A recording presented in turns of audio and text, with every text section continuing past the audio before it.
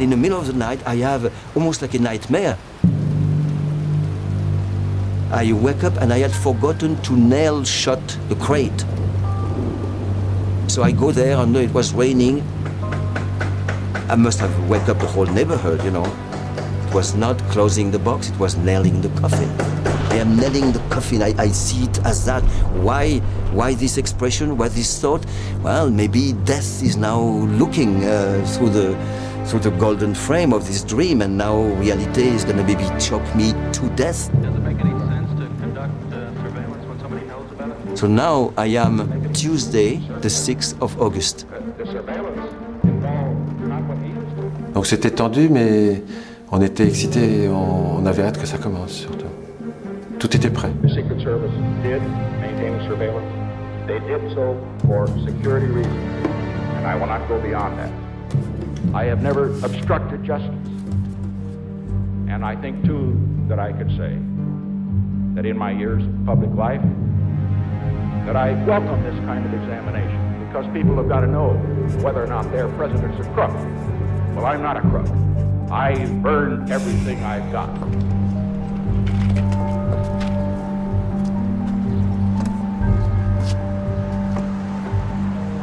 Everybody was getting more and more nervous, and finally we're all ready and said, okay, let's go. So we jump in the truck.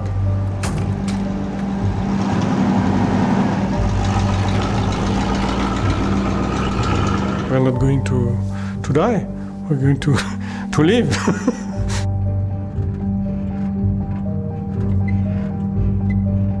Je me souviens du silence extrêmement tendu qu'il y avait dans la camionnette.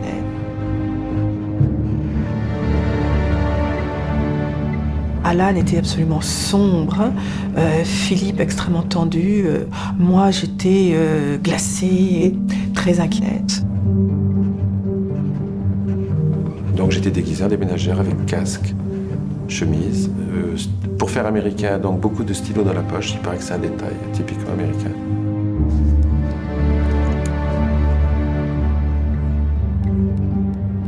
I was going to be on the crew in the South Tower. We were going to go at closing time with a big hamper with all the gear in it. And there were going to be some guys in the North Tower dressed for business with much less gear, an architect's tube, and I believe that was holding the bow. There's electricity in the air between Jean-Louis and Albert. I can read it in Jean-Louis' face. He doesn't trust Albert. I had a bad feeling there's something wrong with this guy. He's not at all on the same track that we are. Fear was in the air. I assumed that even in the best possible situation that we were all going to be arrested. There was no doubt of that. I can't imagine how they didn't feel the same way. I felt that the horizontality of driving through the streets of Manhattan suddenly became slant. I was on the ramp. I was being engulfed by the monster. Et Philippe me dit, je sais ce qui va se passer. On va rentrer, on va se faire prendre. It was suddenly not a dream anymore. It was tangible. Il ne pourrait pas continuer à vivre sans avoir essayé au moins de posséder ces tours-là, parce que ces tours étaient devenues à lui. C'était comme si elles avaient été construites pour lui d'ailleurs.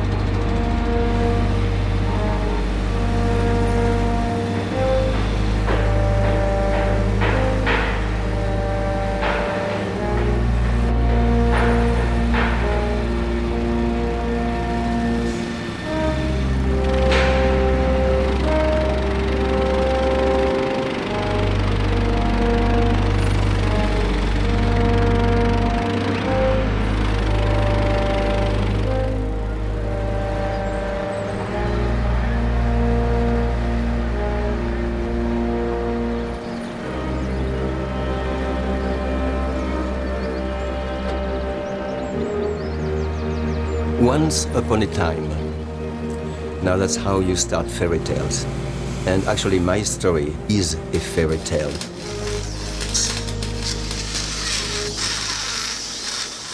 Here I am, young, 17 years old, with a bad tooth in one of those uncolorful waiting room of a French dentist, and it's really lit with a little 40-watt bulb, and you have old ladies and people, you know, sheepishly looking at magazine. It's quiet, and suddenly I freeze.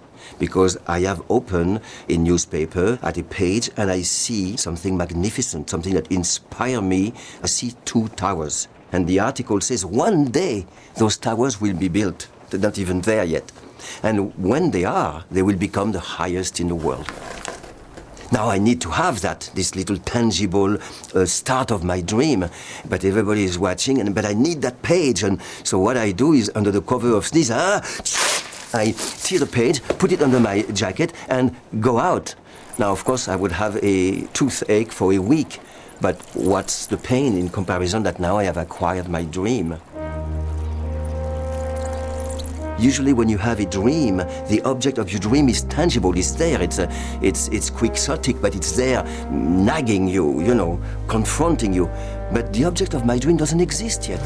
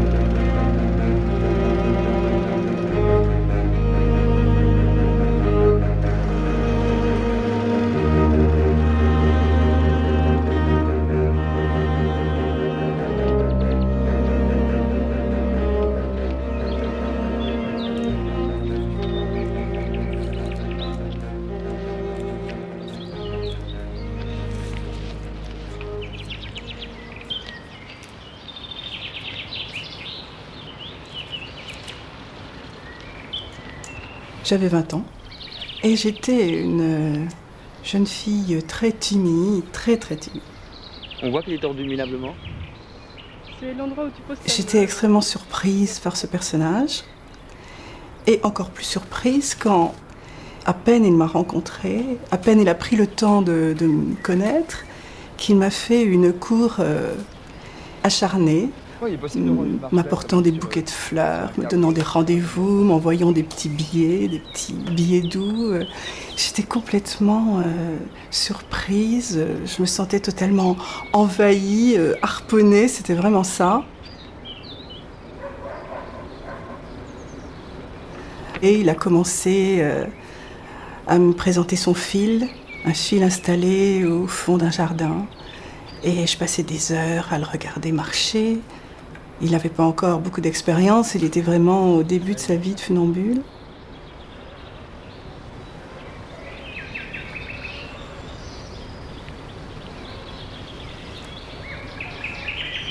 On est devenus vraiment inséparables. Et dans sa vie, j'ai complètement oublié la mienne d'ailleurs, et lui ne se préoccupait pas non plus de savoir si j'avais un chemin à suivre. C'était évident qu'il fallait que je suive le sien.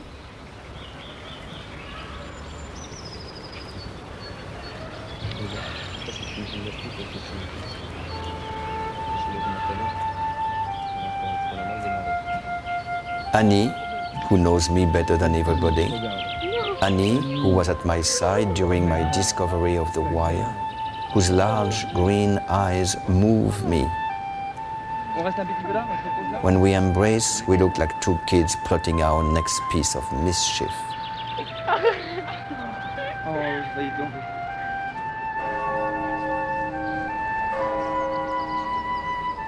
I started as a young, self-taught warwalker to dream of not so much conquering the universe, but as a poet, conquering beautiful stages.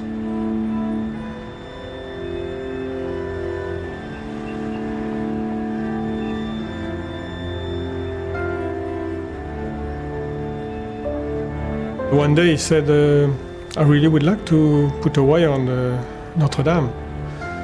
And first day I thought it was a joke, but in the meantime I knew that there was something a little bit real about it. And then we started to talk more and more about it. And then we started to plan it. It took about a year to find the right way to do it. Jean-Louis m'avait immédiatement dit que c'était illégal, oui. Donc je savais que c'était illégal et c'est ce qui évidemment m'excitait un petit peu. Mais illégal, mais pas vilain, pas laid, quoi. C'était magnifique en fait. Can you imagine you wake up in the morning in the city and all of a sudden you see a highway walker between Notre Dame? It's a dream.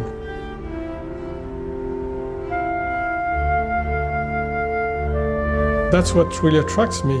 It's the challenge part of doing something that's supposed to be impossible, and in the meantime doing something that's so beautiful that not only doesn't hurt anybody, but gives something to somebody.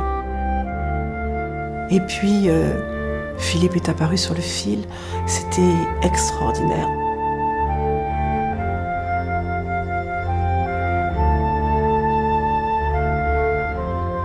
Et je rentre toute excitée et je me trouve là et je me penche sur la nef et je vois qu'une immense cérémonie avait lieu dans Notre-Dame. Et il y avait là une dizaine de prêtres habillés tout en blanc, les bras en croix. Ils étaient couchés sur le sol, la tête contre le sol. J'étais sidérée, silencieuse et bon. Et l'organisme me dit, mais qu'est-ce qui se passe? Qu'est-ce que vous faites? Et je lui dis, mais il y a un funambule là-haut, il y a un funambule dans les tours. Oh, et ce monsieur me regarde d'un air charmant, tout émerveillé. Il me dit, ah bon, un funambule? Oh, mais c'est extraordinaire.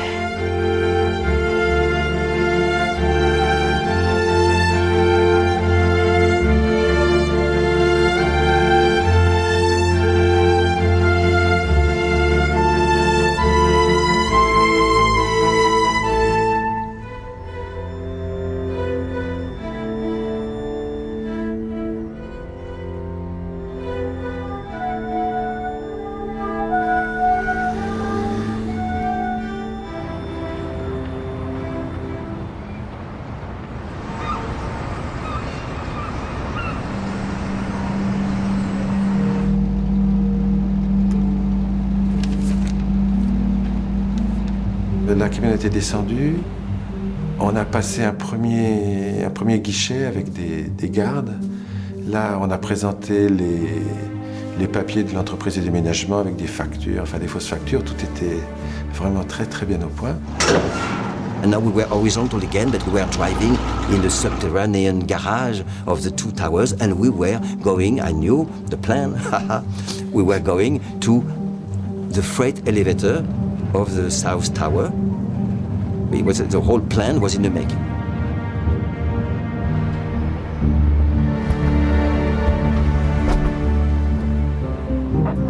The basic plan was very simple. We had ID cards, so it was just a matter of just kind of pushing our way through. Once we'd gotten in the buildings, it was pretty smooth sailing.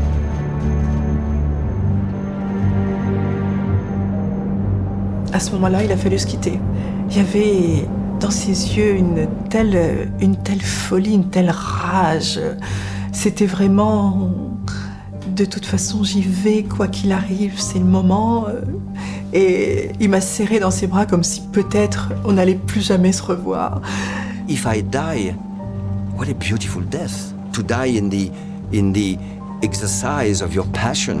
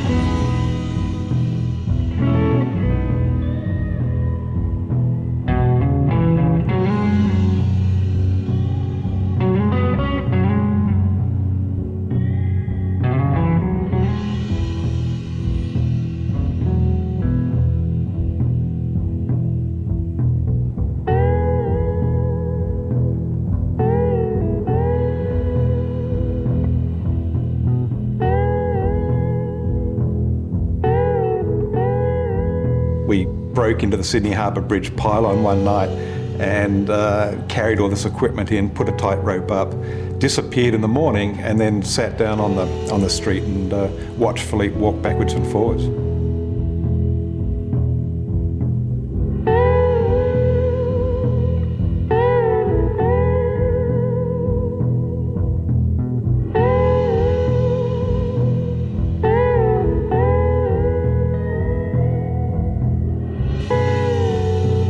The fact that the wire walking activity is framed by death, it's great, because then you have to take it very seriously. It's a little half a millimeter of mistake or a quarter of a second of inattention and you lose your life.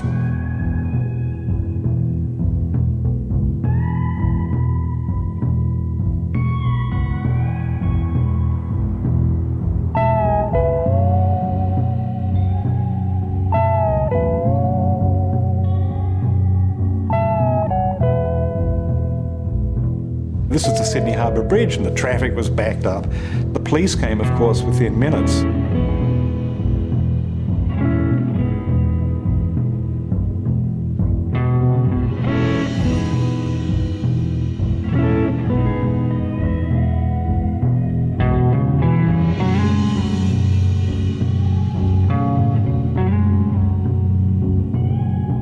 When he was taken away, I mean, the first thing he did was he picked the policeman's watch. Philippe manages to take the guy's watch off his wrist and hide it in his pocket.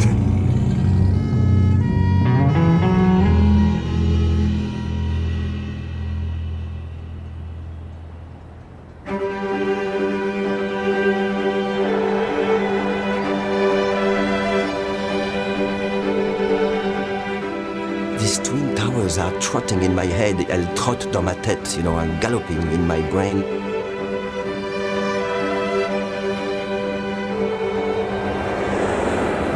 As I'm back to Paris, slap in the face. Paris Match, double page. The twin towers are built. But right now, the picture tells me that those beams are not still covered, the things are not painted. I see workers, I imagine, maybe for a few more months or a year, who knows. It's in construction and I can sneak in. Un jour, il m'a montré une photo de deux buildings sur une page de journal. Et là, j'étais un peu effrayée. C'était inhumain de vouloir aller marcher là-haut, à 450 mètres de hauteur. Ça devenait un peu démoniaque. Alors là, j'avais envie de dire stop.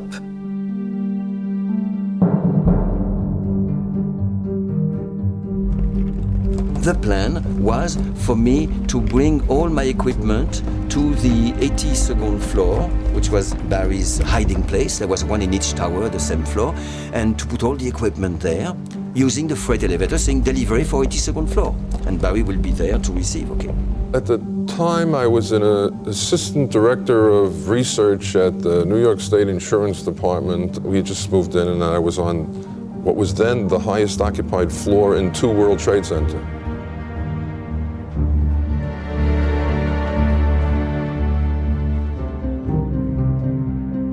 I knew there was going to be a team in each tower and that the stuff was going to be delivered to me and then it was going to be carried up, would have been 28 floors.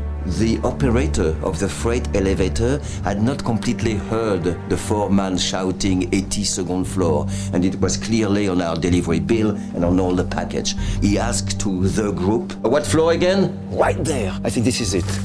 And I said clearly 104. So, okay, whatever, watch your hands, and clang, the gate clanged shut.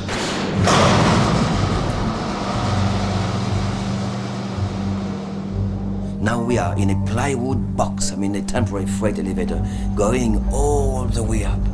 And it's dark, it's travel toward heaven.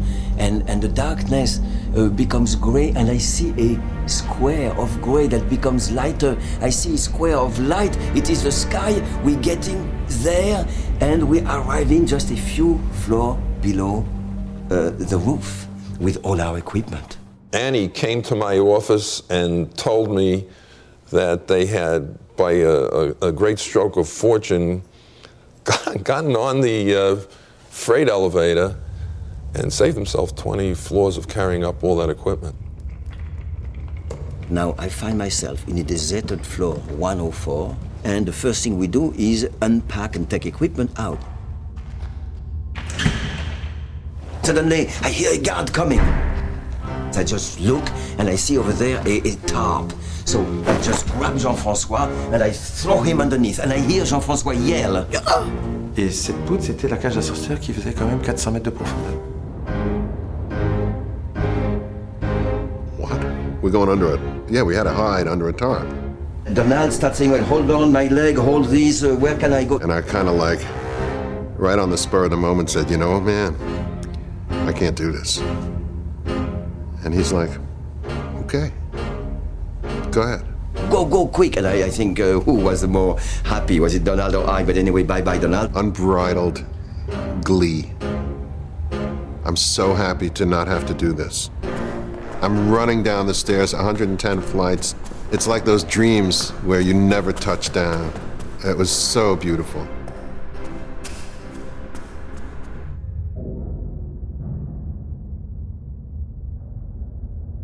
So here we are under the top, frozen to death. I don't have to murmur to Jean-François, don't move. He feels it in our body connection.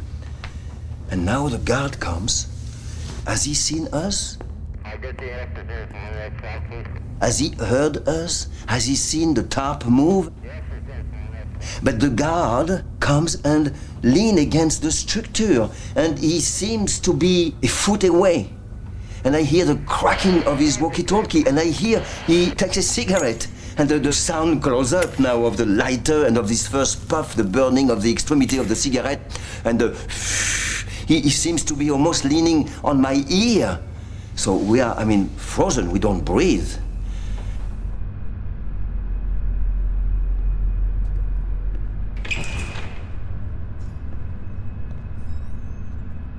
We had for 6:30. So we start to climb. We saw nobody in the stairway, there is nobody underneath the roof. It seems pretty safe.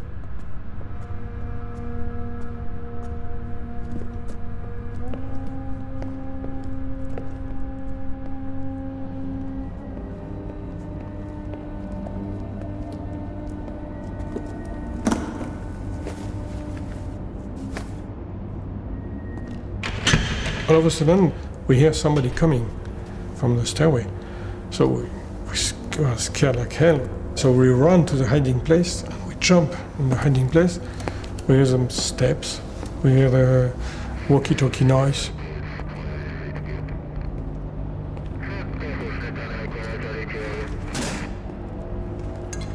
The noise were very confusing. Sometimes you don't hear the guy for 10 minutes. So you think he's gone.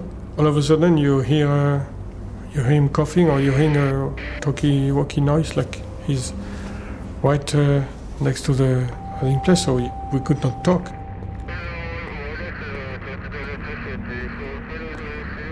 We started to write little notes. We kept saying, do you think now? Yeah, let's wait or longer. It was uncomfortable, but once you understand that you don't have a choice, you try to settle in and just wait. At that point, we are in suits, in a business suit. Being in a business suit with heavy equipment, hiding behind a pile of boxes, there is no explanation. If we are caught at that time, that was it.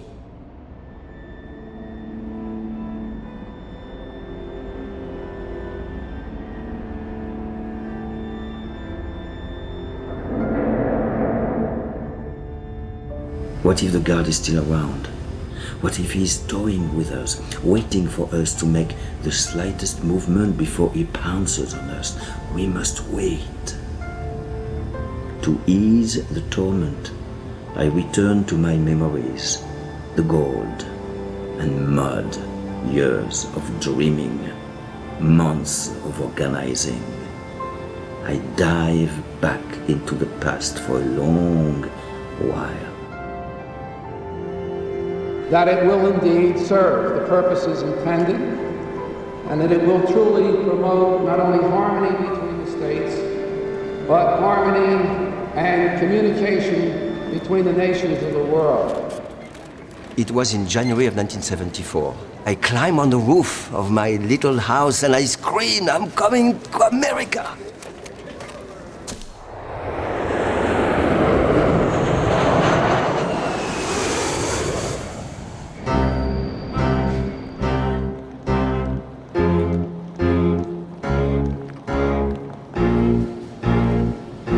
And the minute I got out of the subway, climbing the steps, looking at them, I knew that they were no dream. I knew that my dream was destroyed instantly.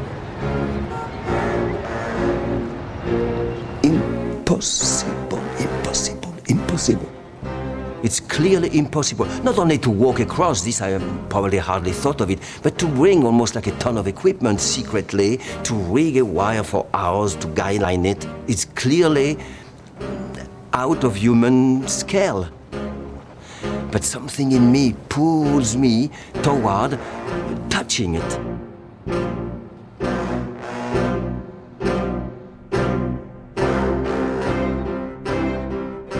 That's when he spoke to me about his project. He said, well, I want to string a wire between the two World Trade Center towers. I said, okay, sounds wild. I mean, I'd never met a high wire walker before, so I had no idea nor did I even entertain the idea at the time of what the consequences of anything happening would be. It just sounded like a really fun adventure to get involved in. So I took it upon myself to say, sure, let's work on it. The first occasion we went up in the elevator, we basically took the elevator to the 86th floor. When we got off, there was a guard there. He said, what are you doing here? No. So obviously we couldn't continue. So we took the elevator back down again, and then we realized, well, he actually said, well, let's just walk up. And we proceeded to climb up the 110 flights to the top.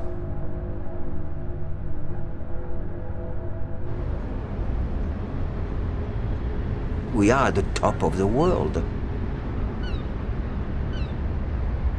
I see two slabs of concrete, barely inhabited with some construction, no fence, no net, no nothing, and I am frozen to death. I see the other tower and I imagine the void, and if I were to run on this slab, I will just fall to another life.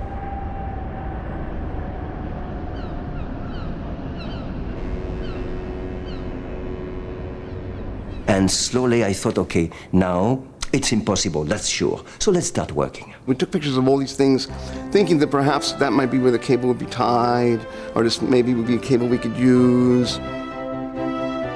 He wasn't sure how he was going to rig it at that particular time. I decided in the staircase to draw a little fresco, as if I needed some tangible proof to show me that I was going through different steps and approaching the impossible of actually finding myself on that wire.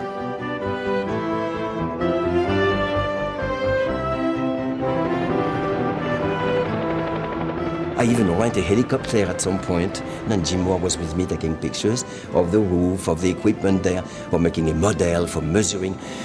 But I also wanted a little bit to see if it was possible. He wanted to get higher than where he was going to be when he walked on the wire. It was a way of tricking his mind into not feeling fear by being higher than where he was going to be when he actually did the walk. One day I received a postcard with the World Trade Center. I never heard about the WTC at that time. And he had drawn a little wire on top of the towers. I thought, of course, that's why these towers are there.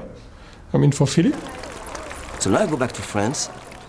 The minute I arrive, I didn't even go home. I run to Jean-Louis, my old friend, and I said, I have a new idea. This, we knew that legally we could not do it. I mean, nobody knew Philippe Petit, nobody knew us. You go there and you ask, can I put a wire on top of the World Trade Center? They said, get out. So I tried to get some information from Philippe. So, okay, you have been there, you told me you have been 10 times on the top, but what did you get as what do we have as information? But I have pictures, look, and we can put the wire, I don't know where to put it, but we'll find out with the pictures. Le mieux. Sans le casque. Sans le casque. This is the best. Tout à l'heure, c'était un moulin flicard. C'était mieux. Voilà ce que tu feras quand tu seras en prison, aux travaux forcés, qu'on te fera faire des lavages de vitres dans les grandes tours. I started to do a little recap in my head, and I found out we had nothing. He's not driven by the impetuous feeling of dancing between the towers. He's driven by, I'm going to help Philippe, I don't want to help him to kill himself, and I don't want to be caught there, and we want to succeed, we don't want to fail. So for plenty of reasons that are actually noble and understandable, he becomes almost we're fighting a lot on you don't have enough elements, Philippe, to build up a serious plan. So now I go back, and it's the second visit to America. Now I spend my time spying on the Twin Towers with all my might. I go day and night, I note things, and I fill the exercise books with all those notes and little doodling, and I look at what commercial vehicle go underneath for freight delivery. I go in, I find ways at lunchtime to disguise myself. Out here, the workers seem to arrive in normal cars, meaning So at some point I am so much into taking notes as a spy around the towers, I don't see, it's a construction site, I don't see one nail sticking out of one plank. So right there, the big nail goes through my soul. 3 days in bed. So here I am with crutches, thinking I am incapacitated. No, it's the opposite. It's wonderful. A human being with crutches, the universe is his. The guards, help me, can I help you? Let me hold the door. People, sit down, take your time. Nobody asks me for an ID, nobody says, what are you doing here? It's fabulous. So then now, even though my feet is about to be repaired, I use the crutches a lot. Okay, and sometimes you would see the man leaving his crutches and running around to measure something and coming back and being with crutches.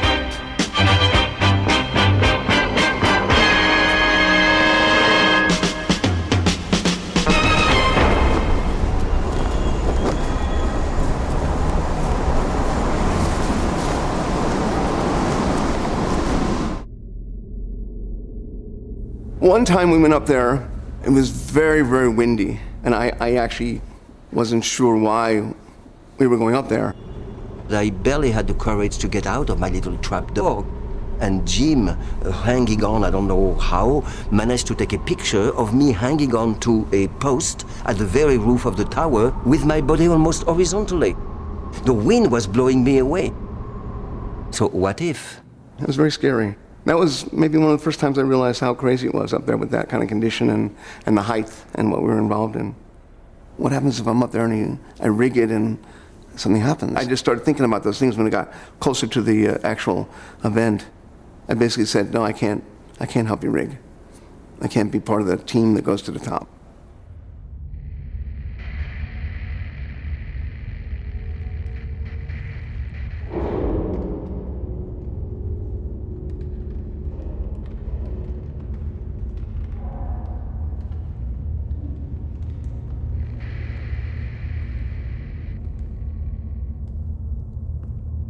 Here we are, underneath the top of the World Trade Center, under a top. Each time we would hear a noise, it was very hard to tell if it was a cardboard board flapping in the wind, or a guard coming, or a walkie-talkie.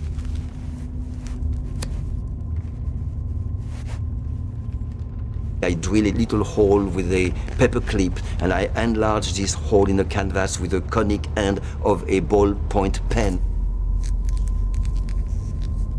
And then with one eye, I was able to see a little bit of the ambient light going onto the figure of my watch. What time is it? Is it dark outside? Oh, I heard noise. Let's try to go out of the top. J'avais son pied dans le nez, lui il avait mon pied j'ai pas entre les bras, enfin on était complètement enchevêtrés. Là, on s'est bien connus, on peut le dire. Comme rarement j'ai connu un homme. We kept hearing more and more noise from the roof, like voice, like machines, sometimes far away, sometimes very close, but really like somebody was walking on the roof. We said, gee, if they're walking at night, well, we are stuck. I mean, there's no chance the coup will happen.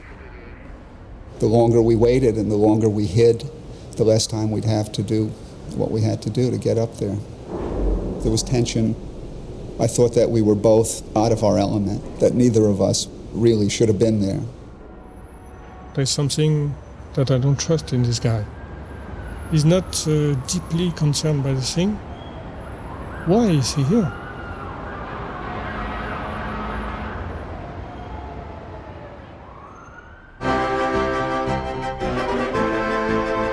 When I finished university, I flew to Paris, and I caught up with Philippe.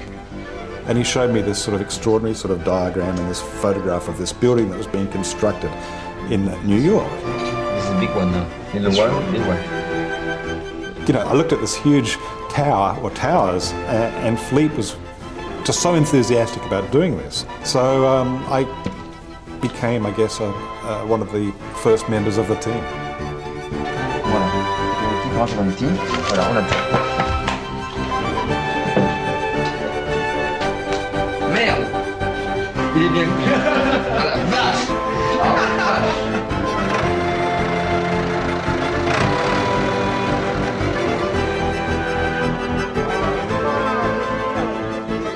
I intend on a giant meadow, it's a giant field, to reproduce not the two roof of the World Trade Center, I don't have the money for that, but just, you know, the outline and practice. Il voulait mettre un fil exactement de la longueur, de la distance entre les deux tours, et il s'entraînait le plus possible là-bas. Even if I miss, doesn't matter. We had I guess it was a little bit of a boot camp or a training camp. Essentially, we spent time there conceiving, designing, trying to work out how to make this thing work from every aspect. Quelqu'un lui a parlé de l'élasticité de la structure et du fait que les tours pouvaient bouger sous l'effet des turbulences, sous l'effet du vent. Alors il y a eu un moment de grosse inquiétude. So I asked my friends to make the cable dance. And here is Mark the Australian, here's Jean-Louis, Annie. And we would jump up and down on these wires. We'd try and bounce Philippe off of the wire. Non, Pas sur ton fil. Qu'est-ce que tu fais? M'asseoir. Voilà. Tu te laisses venir. Ah non, c'est pas du tout pareil, Jean-Louis. Moi, j'étais au bord ici, et là, il faut... The World Trade Center was extraordinary because it was 200 feet between the towers. So how do you get a tightrope from one tower to the other? Look what you will see. You like that? We have to find a way to throw something. Then you can pull a little string, and then a bigger string, and then a rope, and then eventually the wire.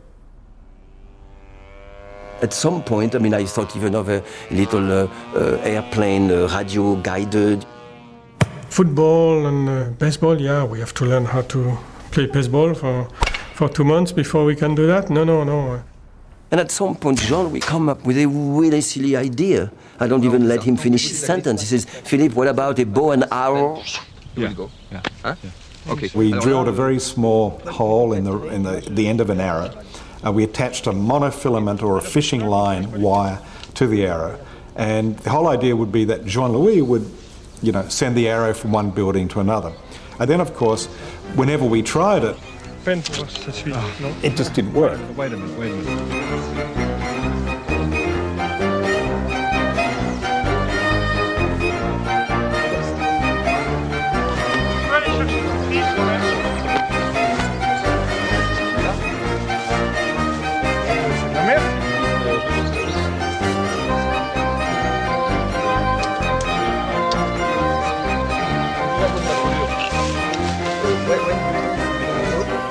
Exact. It's pretty useless. A proper one will make a proper one. It's no point. Faire une machine ou quelqu'un. In the end, we designed a spool that had a conical shape on it so that the monofilament would unravel and go very freely through the air. Ça, il y a déjà vachement moins de C'est génial.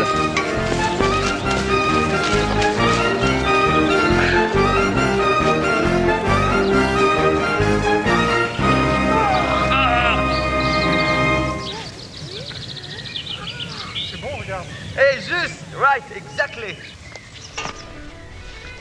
Non, ça sera mieux que rien, ça.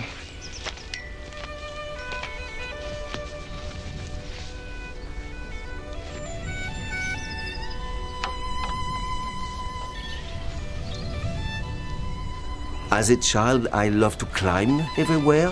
I let the psychiatrist decide why. Maybe I wanted to escape my time. Maybe I wanted to see the world from a different perspective. I was an explorer at heart. Who knows and who cares? But I was a little climber. And nobody, not my parents, not the teachers, nobody could stop me.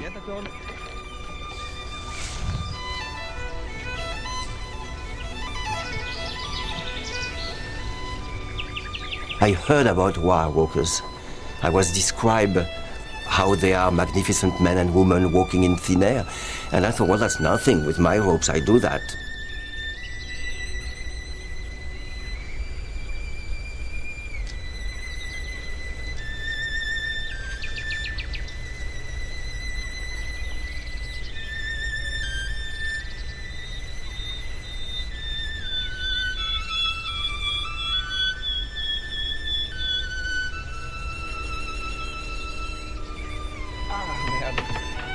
C'est vachement beau, je vois si j'arrivais à le contrôler. Ça donnerait quelque chose dans ce goût-là. Enfin, il y a uniquement quelques pas qui vont être bons. Il y a toujours eu, et il y a toujours chez Philippe, un côté mauvais garçon. Philippe a reçu une éducation très stricte. Donc, bien sûr, il n'ira jamais très très loin dans l'illégal, mais c'est pour lui un plaisir, un immense plaisir de se permettre comme ça certaines libertés. Il est tellement excessif, tellement créatif, que chaque journée est un petit peu une œuvre pour lui.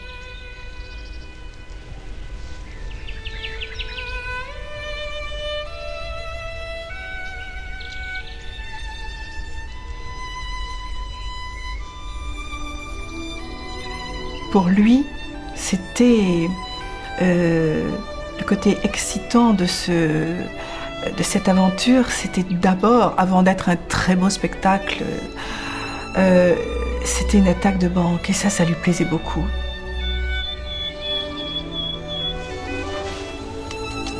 Oh non. Because it's not...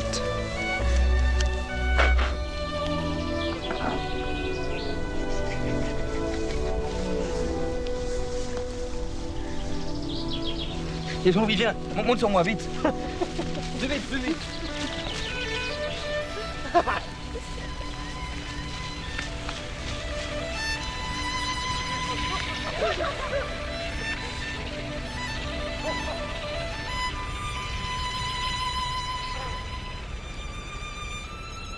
Et bon, les choses quand même progressivement devenaient très sérieuses, puisque là il s'agissait de trouver un vrai plan. Et les disputes entre Philippe et Jean-Louis ont vraiment commencé. Oui, mais Marc said, if somebody opened the door in the stairs and see a very serious man, dark, taking big materials, this is no good. Listen. In the stairway, we can be discovered by anyone. Dans l'escalier, on peut être découvert par Now, so we have to be a combination of a workman and an office man. I think this is perfect. This is perfect, and this is no good. Bon, alors d'accord, on passe en bas n'importe comment, peu importe en bas. Où ça va commencer à jouer, c'est à l'étage où on va passer de l'ascenseur au truc. Voilà. À ce moment-là, il vaut mieux être habillé à peu près bien. Ah non, on est ouvrier, j'allais dire. Laisse-moi finir. Être habillé à peu près bien. Énorme d'imaginer déjà entrer dans ces tours clandestinement. Ils ne savaient déjà pas quel serait leur plan pour y rentrer. Et je crois que Jean-Louis s'est senti dès le début une immense responsabilité. Il ne voulait rien laisser passer à Philippe, des problèmes de peut-être manque de réalisme de Philippe. Alors, j'ai pensé partir d'en bas. Là, c'est réellement stupide, puisqu'on a un ascenseur gratis. Mais non, on est comme des cons. Jean-Louis savait que j'étais de son côté.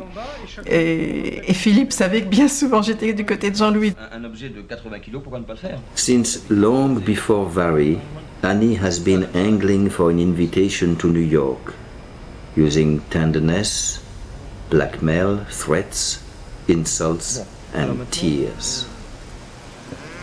But I need absolute detachment, complete freedom. I must be a castaway on the desert island of my dreams.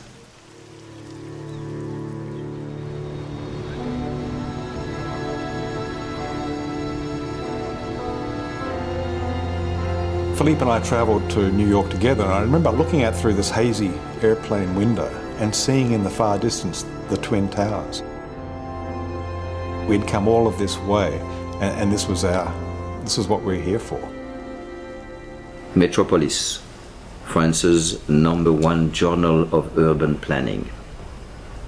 We are preparing a feature profile of the workers who are presently constructing the World Trade Center in New York.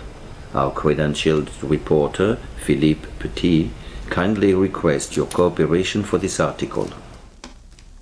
He told me he was a French journalist, and it was just not normal for me to say, show me your credentials, if you would. He was going to write a story about the World Trade Center for the French newspapers. And he had 2 photographers with him, and I thought that was pretty good publicity. You completely trust the building yourself? Is it safe up there? Yeah. I mean, like tumbling down, falling down or something? Yeah. No, I'd say. Here was this sort of long-haired Australian and this sort of very volatile Frenchman who couldn't speak great English, saying we were journalists, and we enlisted Jim Moore, and he was the cameraman.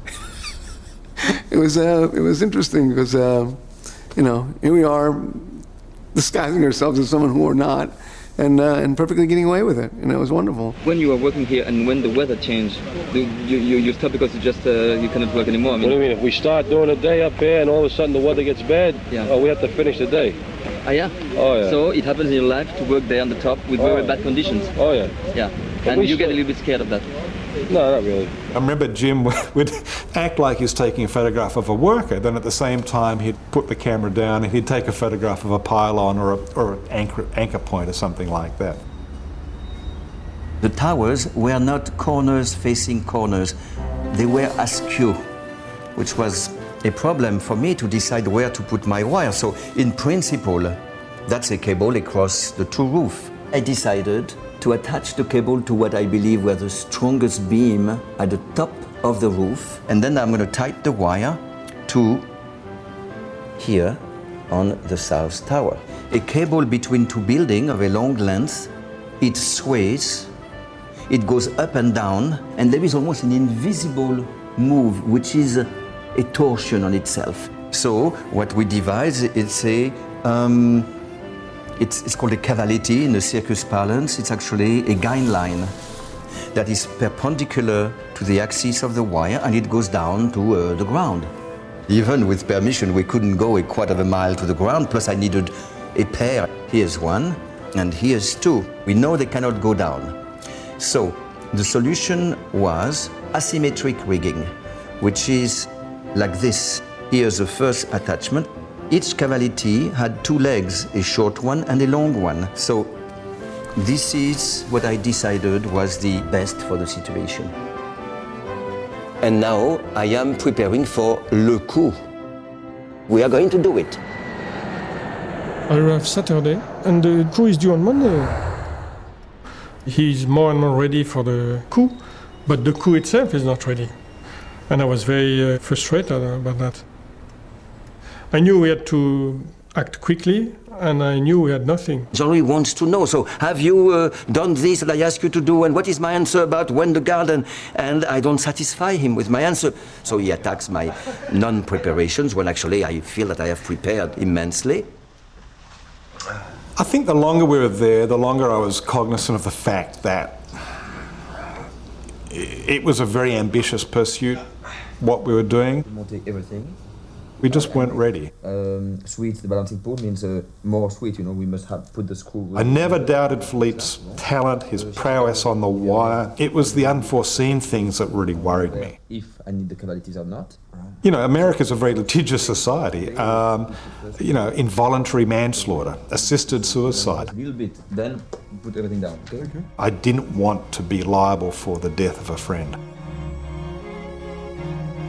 When he could clearly see that we are not ready, everybody could see it but Philippe. And at that time, we gave up. Obviously, with the Australian not there, obviously the whole thing is a total debacle. And I told him, okay, so Philippe, what do you think now? It's May 30th, we're supposed to do the coup today. Do you think we can do it like that? And they said no. I said, no, it's clear that it's impossible. And I said, no, it's not impossible. It is possible. I mean, we are very close to it. If you want something, nothing is impossible. They keep repeating, I'll be back, we'll prepare it and we'll do it. La première tentative avait échoué. Et là, il m'a appelé, il fallait que de toute urgence je vienne. Et évidemment, mon rôle était de lui soutenir son moral, de lui redonner du courage.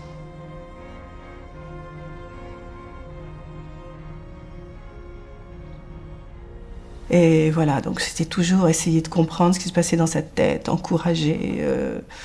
J'avais ce rôle-là et c'était très fatigant.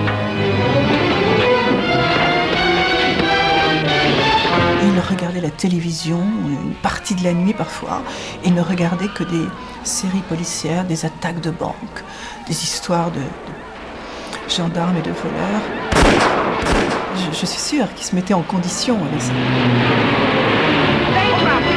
Il cherchait là une force pour arriver à violer ces tours. Donc on retournait constamment au World Trade Center, dans le grand hall d'entrée, et Philippe observait comment les gens passaient, il présentait des passes, etc. Il observait le plus de choses possible. I saw him in the lobby, and it was just somebody that didn't belong there, like someone who would come out. It was just a wrong juxtaposition. It just was very, very odd. Philippe! Oh, it's wonderful to see you. And his name is Barry, and he has seen me street juggling in Paris. Well, he started talking and telling me all this wire walking that he did. And I think I said at some point, well, if you're thinking of doing the World Trade Center, forget it. But he sort of draws you into his world. And I guess I was the kind of guy who was not averse to doing things that was slightly, you know, not totally legal. Barry calls me and says, Philippe, sorry to tell you, but the security around the World Trade Center in general has changed, and now we all have forced to carry an ID. But I happen to have mine freshly unsealed from the envelope, and it will not be too much trouble to abandon it in your hands for a few hours. He did this incredibly artistic, perfect job of copying it and getting an ID card with his own picture on it.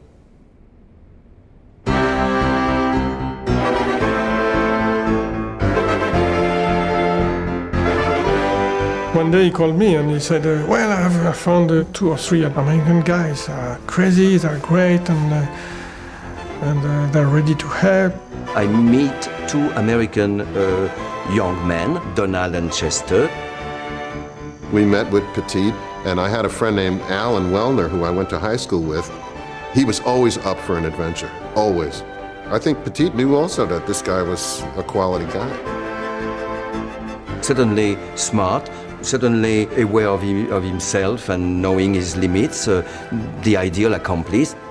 He was pitching it, he was presenting it, he was desperately sort of proposing it in a way that you would, you know, sell a timeshare or something. I knew he was a nut or a con man or something, but it seemed harmless enough. I didn't really take it seriously at that point. I need to practice a little bit on the wire, and I need mostly to show my 2-3 American friends how to hook the cable, how to help Jean-Louis. That's when I saw him on a cable. I had never seen concentration like that. And I think I never have to this day. And his face became this ageless mask of concentration. I mean, he became like a sphinx. It was amazing.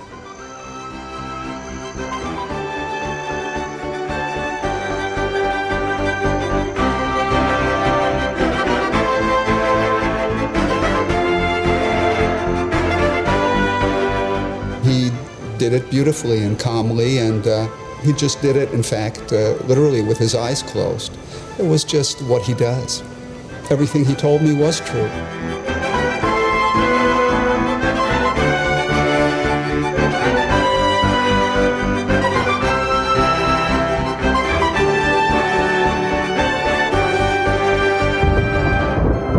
J'étais inquiète. J'étais inquiète.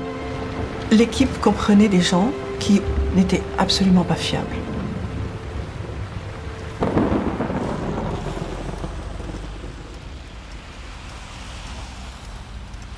I don't remember right now when we fixed the date, but we had fixed the date for August 7. Et Jean-Louis m'a rappelé donc Notre-Dame et il m'a dit que c'était à peu près pareil, que c'était la même aventure, mais que c'était à New York, au World Trade Center. Mais il m'en a pas dit beaucoup plus, il m'a juste demandé si je voulais venir ou pas. Voilà. Jean-Louis arrives, and I go and pick him up at the airport. He's with Jean-François, and of course I remember Jean-François. It's an adorable little apparition, and he's all smile. He doesn't have any questions. He just will follow. He's here to help. C'est en débarquant à New York, en sortant du train de Boston, à un moment on est passé devant l'Empire State Building. Et là j'ai levé la tête, j'ai regardé la hauteur de l'Empire State Building, et j'ai été terrorisé. Mes genoux ont tremblé, c'était effrayant, sachant que le World Trade Center était encore plus haut. Donc j'ai tout gardé pour moi, je n'ai rien dit, mais j'étais terrorisé.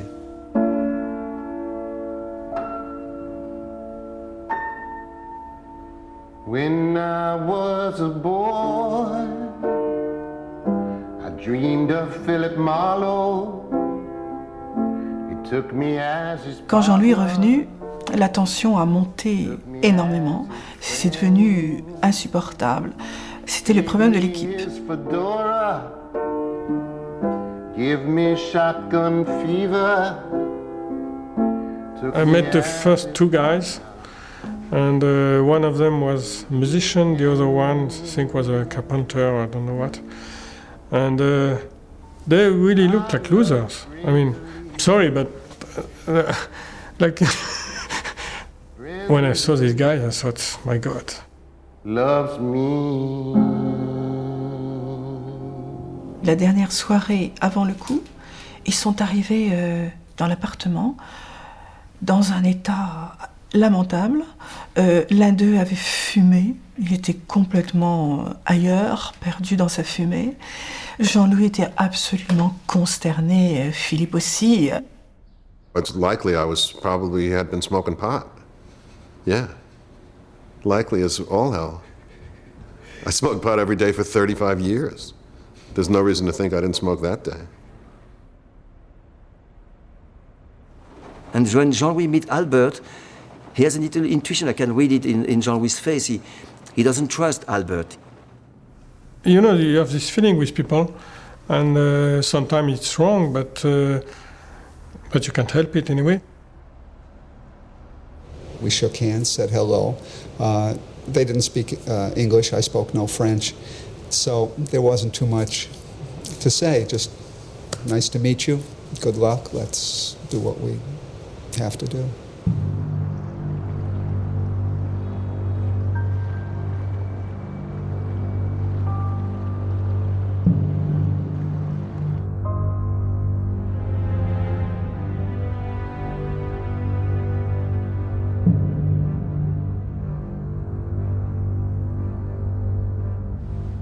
When I felt that the whole floor finally was silent and the darkness is there, I venture out.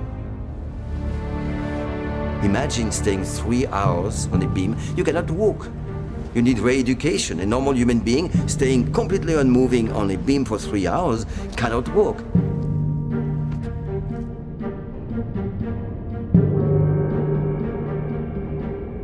After a while, I said, we cannot wait anymore.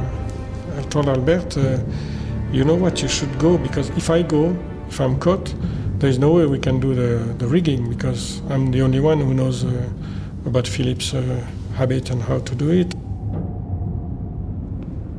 So he goes on the top and comes back 5 minutes later.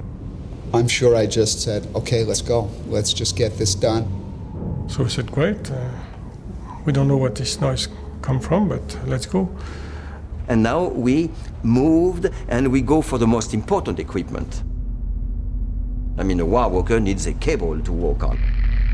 Now we are walking toward a tiny little construction staircase, very narrow. And he's in front and I'm in the back.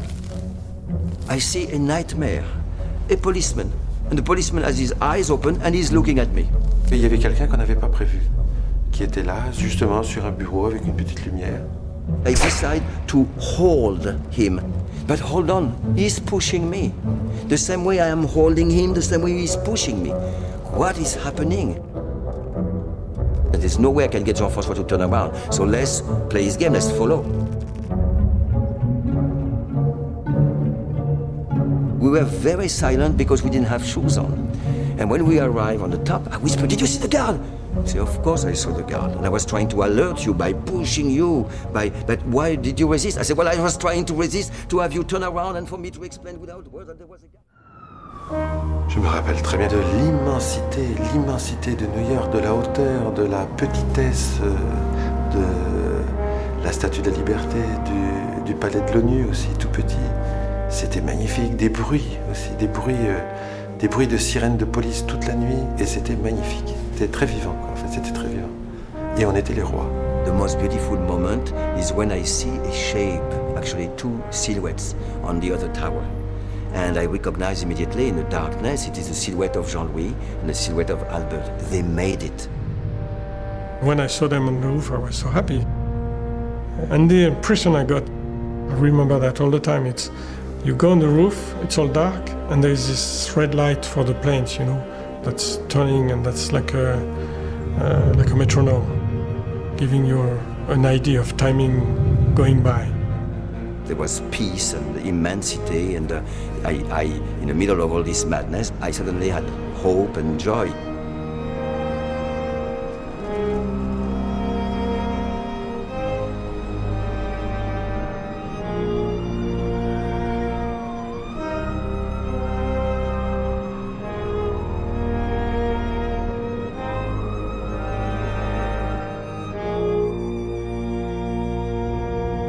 So I put, like a bat, actually, I put Jean-François upside down in that little staircase opening, just his head showing.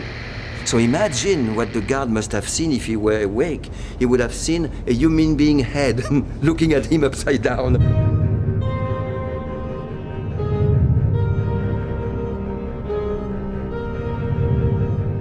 First thing I did, I prepared my bow.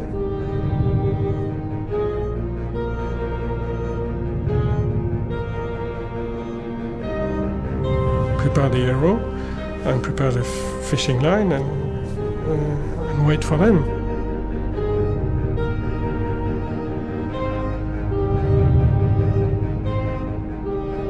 So there was a signal for Jean-Louis to say, "I am ready to shoot." And there was a signal for me to say, "I saw your signal, I am ready." And I'm going to count till 10, and then he will shoot. But there were no signal for "I am not ready." I had not thought of that. And I was not ready. Finally, they give this big signal. I am ready. I've been waiting for so long that when he finally gives the signal, instinctively, I took the bow, I aimed at him. And he was almost at the edge of the building.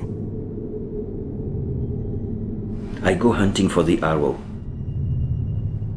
Nothing. Out of frustration, I take all my clothes off, and I think that the line, I will feel the line on my naked skin. With a defeated heart, I climb down to the edge and I feel a dancing fishing line caressing my thigh. The arrow was actually balancing precariously on the very edge of the building's corner. A little blow, and it was breezy, would have simply make it fall. The first thing we did after a few cordinas, a few little ropes getting bigger and stronger, was to bring a burlap bag.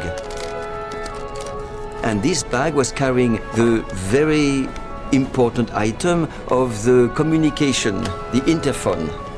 A little tinny toy intercom is connected, and we hear Philippe's voice on the other end. And that was an important moment. Now the four of us are together. The work is truly going to begin. The guard leaves. Jean-François hardly can talk. His head has been upside down for so long. But we go back, we rush, we get our shoes.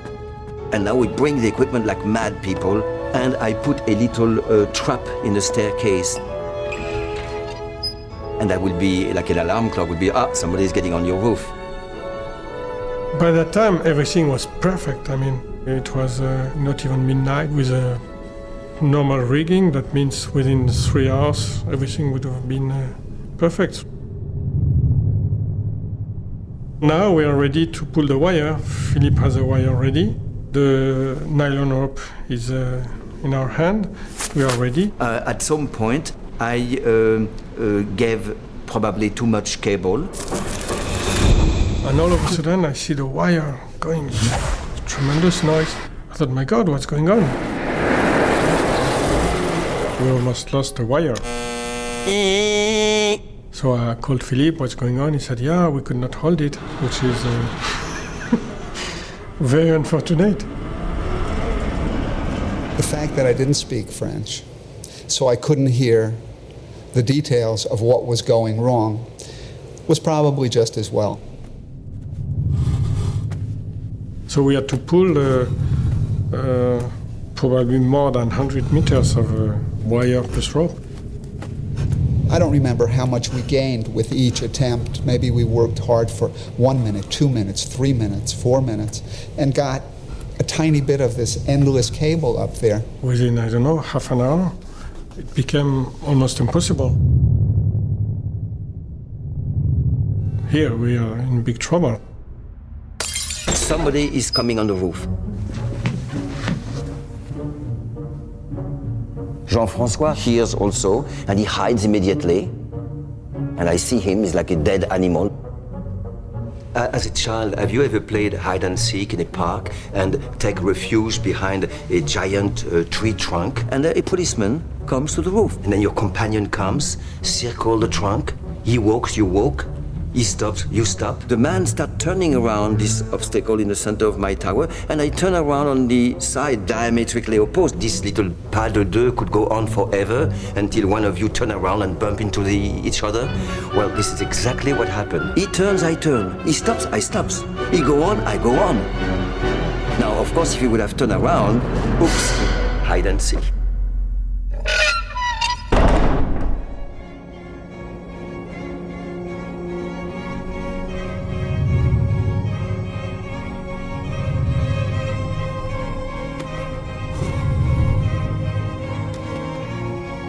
Albert was starting to give up, to argue, to say, no, I don't want to do this anymore, it's not possible, we're not going to do it. It was clear we weren't going to get this job done. But there was no arguing with him. There was just, it was useless. He was just going to go ahead regardless. It's impossible that he thought we were going to be able to rig this before daylight.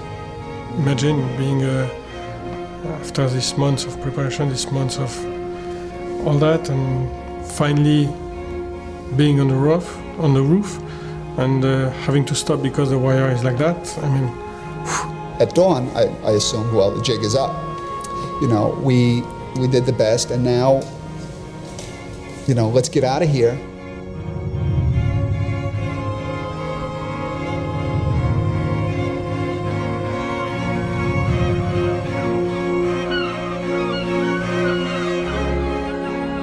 les rues étaient désertes. Et j'ai trouvé un taxi qui a bien voulu m'emmener là-bas. Donc l'attente s'est faite avec eux. D'autres personnes nous ont retrouvés, d'autres personnes de l'équipe. Et on était les yeux absolument fixés sur les tours. J'essayais de guetter le moindre mouvement, mais on ne voyait rien. C'était absolument effrayant. It was a misty day, and I thought, that sucks. And it wasn't windless either. There was a little bit of air that morning. And you could see when the cable was up there, and it looked very, very slack.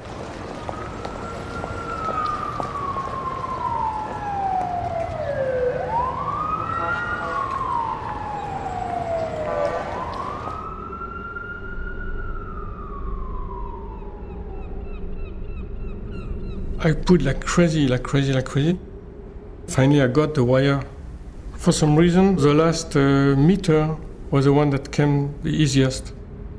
Despite the abandon of his co-accomplice, Jean-Louis has his last communication almost was, Philippe, I did it, I've got 2 clamps, we did it, the cable is anchored.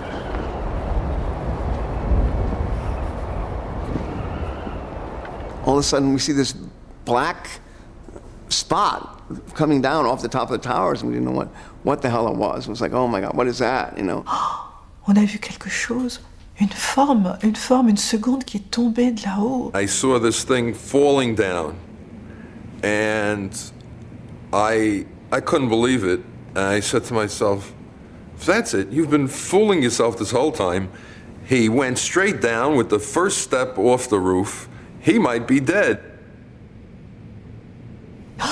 Alors on a poussé un grand cri de soulagement, c'était simplement un vêtement. On s'est dit, bon, il a laissé tomber quelque chose, c'est pas grave.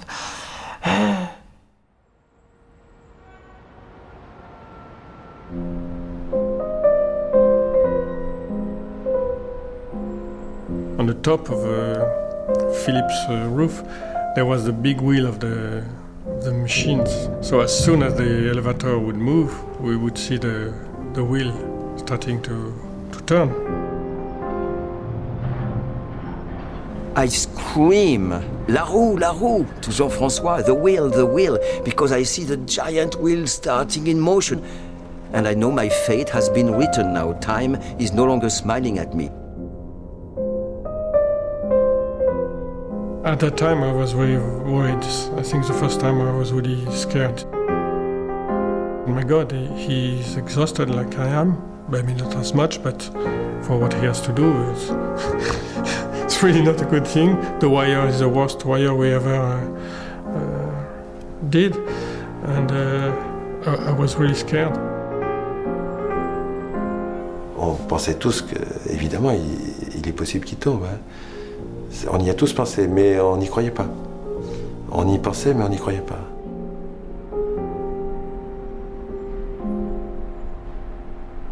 And I had to make a decision of shifting my weight from one foot anchored to the building to the foot anchored on the wire.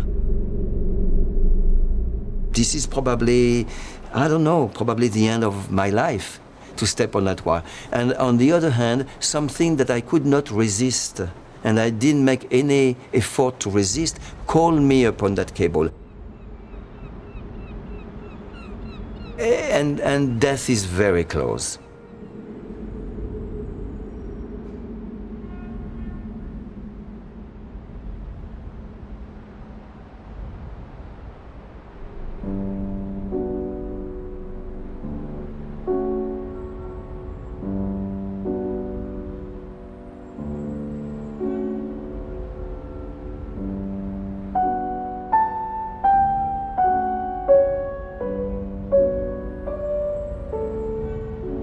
I start working as a wire worker who is studying his cable. And instead of doing an entire study of the cable for the whole lens, seeing the first cavity and keep walking, seeing the middle, which is so soft and treacherous, seeing the second cavity, how it is, no, I do only go to the first cavity and I know enough. Now I'm going to perform. I saw his face changing. He was very tense, and all of a sudden there was something like a relief in him. And from that time I thought, that's it. He's secure, it's good. And wow, that's...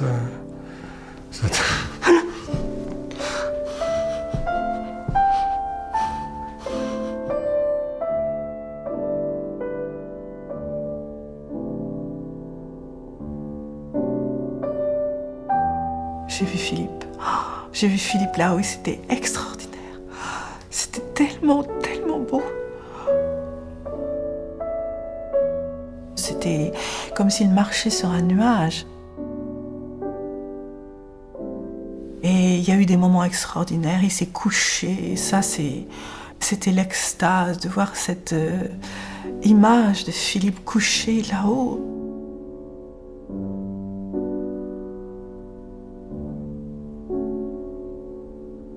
Et puis l'autre moment très très fort, c'est quand il vous souhaiterait. C'était tellement beau. Et quand il s'est agenouillé, il y a un moment où il s'est agenouillé et il a salué.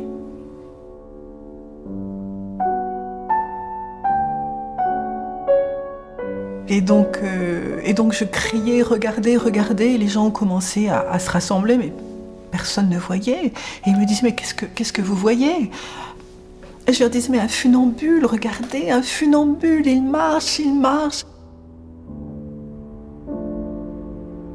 I sit down on a Y in one of my crossing, and I did something that amazed people. I actually look all the way down to look at something that I will never in my life see again.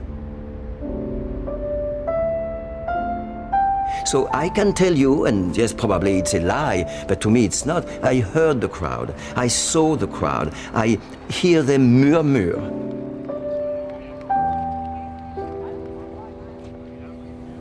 Beyond anything you could ever imagine. It was just mind-boggling.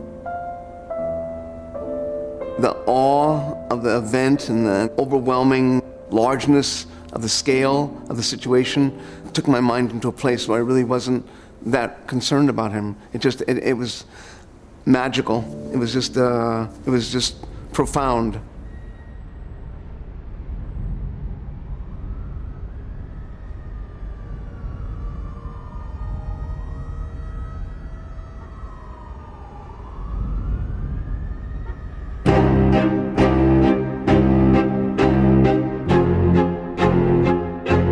Officer Myers and I observed the tightrope dancer, because you couldn't call him a walker, approximately halfway between the two towers. And upon seeing us, he started to smile and laugh. They don't know how to react to a daydreaming wire walker laying down and dialoguing with a seagull, so they were really mad. Philippe a fait des provocations, bien sûr, puisque c'est son travail, hein, c'est son caractère en plus. C'est-à-dire qu'il se rapprochait et les gardiens voulaient le saisir, ou les policiers, je ne me souviens plus si c'était policier. Et là, à ce moment-là, il faisait demi-tour, donc devenait inaccessible, puisque les gardiens n'allaient pas monter sur le câble. When he got to the building, we asked him to get off the high wire, but instead he turned around and ran back out into the middle. Everybody was spellbound in the watching of it. When we observed to the fact that he wasn't about to come in because he seemed to be enjoying it so much, we mentioned the fact to his associate that if he did not come in, we would have a helicopter pluck him up off of the wire. At which time his associate spoke to him in French, being that he's a Frenchman. Philippe! You know? And he said, the police are going to dislodge you and you should stop. And I was madly enraged by that, but also it saved my life. There is somebody out there in a tightrope walk between the two towers of the World Trade Center, right at the tippy top. I personally figured I was watching something that somebody else would never see again in the world. Thought it was once in a lifetime.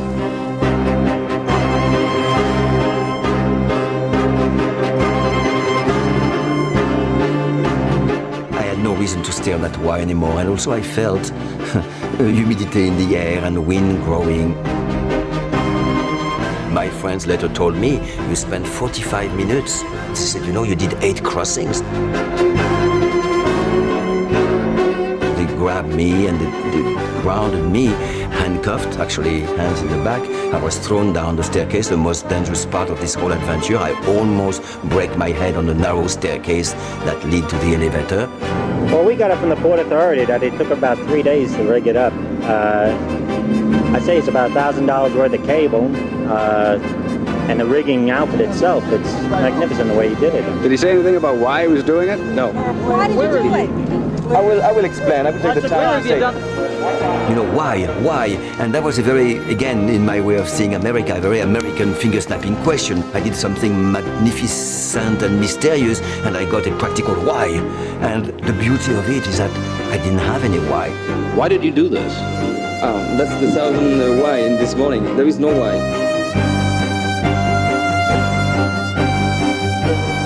I was then taken for a psychiatric examination by a psychiatrist. C'était une sorte de grande paillasse scientifique où les fous circulaient autour. Et c'est toujours pareil, c'est qu'on est au milieu de vrais fous quand même. Et nous, on n'est pas fous, on est des vedettes. Alors, I keep asking for water because I was so dehydrated. And he said, when was the last time you drank? And I say, are you crazy? You're mad. I mean, do you know what I did? I danced at the top of the world. I am in the front page of all the world. The 300 journalists are waiting to talk to me. And you're asking me when was the last time I drank? You're completely mad. So he wrote, you know, the guy is completely normal and he's just very thirsty. Police took a humorless view of the act. They took Pettit and a companion into custody and finally decided to charge them with trespassing and disorderly conduct. The district attorney offered me a deal, and he said, Philippe, if you agree to do a little show, but you know, like juggling 3 oranges in front of 4 kids, but on camera, the New York news and all that, then we'll drop all the charges. So I said, sure.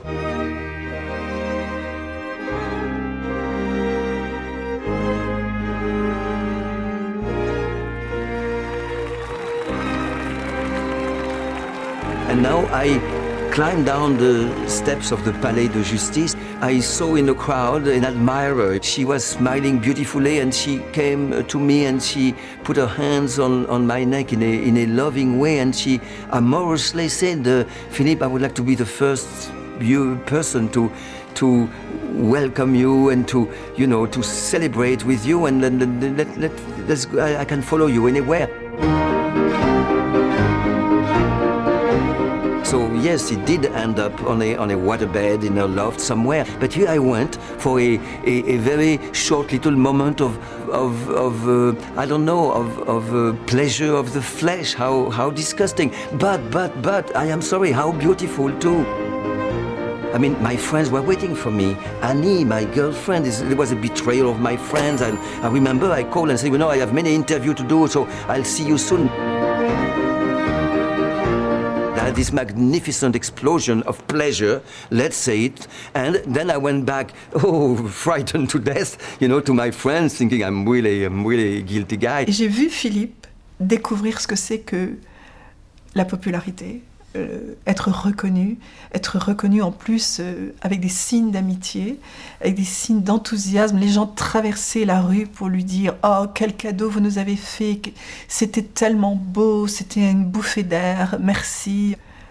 C'était extraordinaire et je pense que dans la tête de Philippe, beaucoup de choses changeaient. I am a celebrity in New York. People say, are you the guy who walked between Twin Towers? I say, yeah, it's me. This is incredible. And then some people say, are you the guy who? I say, yeah. And then people say, are you the guy? I say, yeah, it's me. Alors la sentence du juge a quand même été, j'ai trouvé assez sévère, c'est que j'ai été expulsé des États-Unis. J'étais condamné à être expulsé. We talked about it in the plane, and Jean-François he's so happy. He said, well, I'm ready for the next time. And I said, no, there will not be any more story like that. There was something broken, probably, in this friendship. It doesn't matter, because Well, basically because we did it, and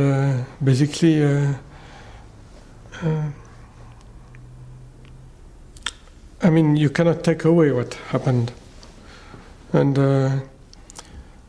yeah, what happened is that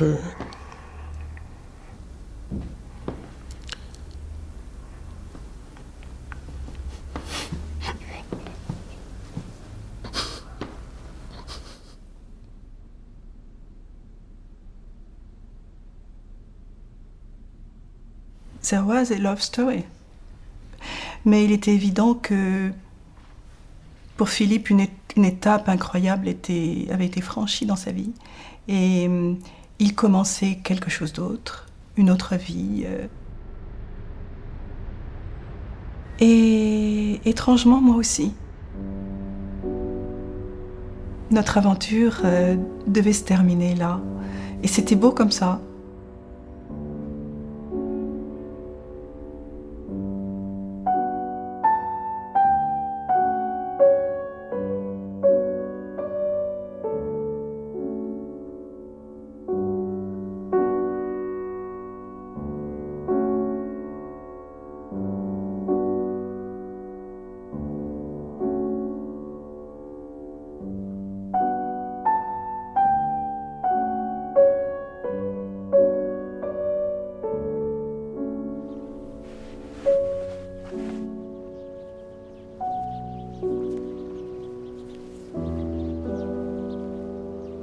To me, it's really, it's so simple that life should be lived on the edge of life.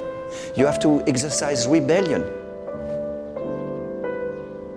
To refuse to taper yourself to rules, to refuse your own success, to refuse to repeat yourself, to see every day, every year, every idea as a true challenge, and then you are going to live your life on a tightrope.